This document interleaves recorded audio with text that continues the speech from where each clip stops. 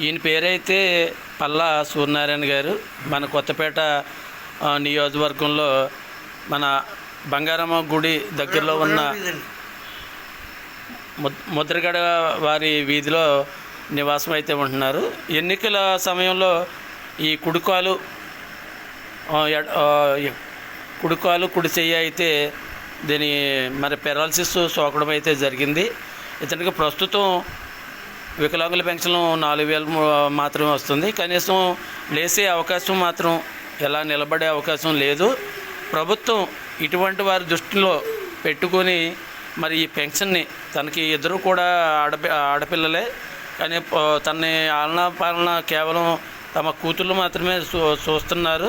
కానీ ప్రస్తుతం చూస్తుంటే ఈ వైద్యానికి వాటికి తనకి మొత్తం మీద ఎంతో ఖర్చుతో కూడి ఉంది. మరి ప్రభుత్వం అలాగే కొత్తపేట ఎమ్మెల్యే గారు సత్యానందం గారు మరి ఇటువంటి వాళ్ళ దృష్టిలో మీరు పెద్ద మనసు చేసుకొని మరి ఇటువంటి వాళ్ళ దృష్టిలో మరి పెన్షన్ పెంచే అవకాశం ఏమన్నా మీ వల్ల ఉంటే పూర్తిగా చేయండి. మేము ఆల్రెడీ వచ్చి చూడటం అయితే జరిగింది. ఈ చెయ్యి కాలు కూడా పూర్తిగా తను సహకరించట్లేదు.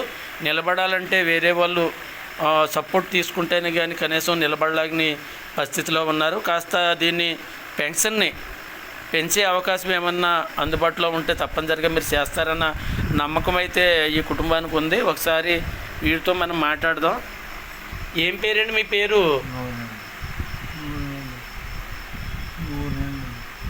సూర్యనారాయణ.